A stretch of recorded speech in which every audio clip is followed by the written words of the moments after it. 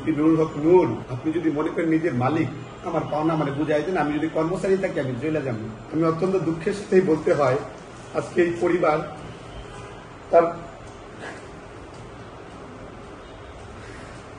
পরিবার আজকে আমাকে এখান থেকে অস্বীকার করেছে। আমার বন্ধু বান্ধব, আমি গাজীপুর ক্যান্টনমেন্ট কলেজের স্টুডেন্ট, আমার বন্ধু বান্ধব, আমার আত্মীয় স্বজন, আমার সহযোদ্ধা সকলে বলছে, এই নূরের জন্য না জীবন দিতে গেলি, এই নূরের জন্য না বারবার নির্যাতিত নিপীড়িত হইছ, এই রাশেদ খানদের জন্য না মাইর খাইছ, বারবার হামলা শিকার হইছ, জেল খাটছ। তোকে আগে থেকেও বলেছিলাম এই দল তোকে মূল্যায়ন করবে না, এই পার্টি তোকে মূল্যায়ন করবে না। আমি বলেছিলাম আমার অভিভাবক হচ্ছে নুরুল হক নূর, রাশেদ খান, গণ অধিকার পরিষদ, একটা আস্থা রয়েছে। আজকে যখনই মূল সময় আসছে, আজকে তারা আমাকে ঝেড়ে ফেলে দিচ্ছে। আজকে আপনি দেখেন গাজীপুরে গতকালকে বিক্ষোভ হয়েছে, এর আগের দিন বিক্ষোভ হয়েছে, সারা দেশে আমাকে হ্যায় প্রতিপন্ন করা হয়েছে। মানুষের সামনে একটা দলের সিনিয়র নেতা হয়ে মানুষের সামনে যাওয়ার মতো আমার আর কোনো মুখ, কোনো কিছু তারা রাখে না। 2018 সাল থেকে আন্দোলন সংগ্রাম করে 11টি মামলা খেয়ে তারপরে দলের সাধারণ সম্পাদক রাশেদ খান তো স্বীকার গেছে মিডিয়ার সামনে, অস্বীকার করতে সুযোগ নাই। একই সাথে কারাগারে ছিলাম, রিমান্ড খেটেছি, 11টা মামলা রয়েছে। তারপরে আপনারা দেখেছেন আবার আমি এই দলের স্থায়ী কমিটির মেম্বার, হায়ার কাউন্সিল, আবার এই দলের যুগ্ম সাধারণ সম্পাদক।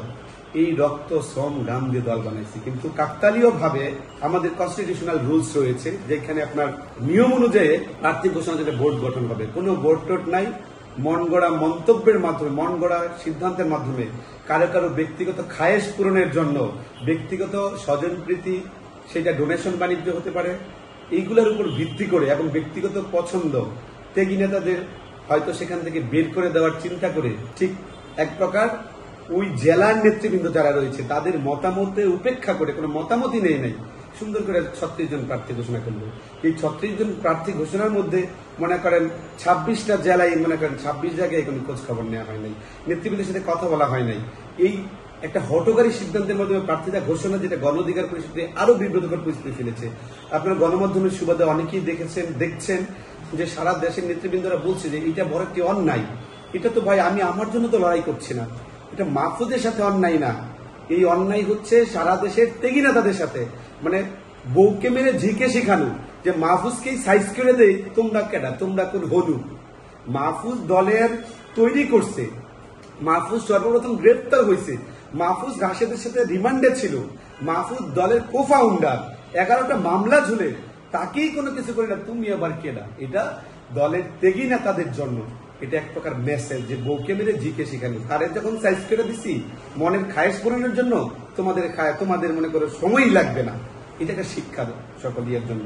এইখানে রাশেদ খানের যতটুকু অবদান রয়েছে মাহফুজের বিন্দুমাত্র কম অবদান নাই। এখানে ফারুক হাসানের যে অবদান রয়েছে মাহফুজের কম অবদান নাই। কোটা সংস্কার আন্দোলনে ওই 5-7 জনের মধ্যে মাহফুজ ছিল একজন। আর আজকে 18 সাল থেকে এতদিন পর্যন্ত আন্দোলন সংগ্রাম করছি, এখন মুইকি হলুরের চিন্তা করে খায়েশ পূরণের জন্য প্রার্থিতা ঘোষণা, সেইটা আমরা মানব না। আমি যখন বললাম যে অবৈধ প্রার্থী ঘোষণা মানি না, মানবো না, তখন আমার নেতা ভিপি নুরুল হক বলছে তোমার মানা লাগবো না। গণমাধ্যম সবাই শুনছে, সারা দেশের কোটি কোটি মানুষ দেখছে। এতদিন আন্দোলন সংগ্রাম করছে, ভিপি নুরের কি খেয়াল নাই? মৎস্য ভবনে মানুষকে দাঙ্গা পুলিশ দিয়ে আন্দোলন সংগ্রামে কিভাবে পিটিয়েছে, পিঠগুলো পিটিয়ে শেষ করে ফেলেছে। ভিপি নুরকে ছাইরা তো যাই নাই, দলের নেতা, দলের অভিভাবক মনে করছি। কারণ অভিভাবকের কাছে আমি বিচার চাই, কার কাছে বিচার চাইব? ভুল হতেই পারে, আমি শুভবোধের উদয় চাই এবং পাশাপাশি আমাকে মূল্যায়ন না, এই গণ অধিকার পরিষদের থেকে যে নেতৃবৃন্দরা রয়েছে তাদের সকলের মূল্যায়ন আমি চাই।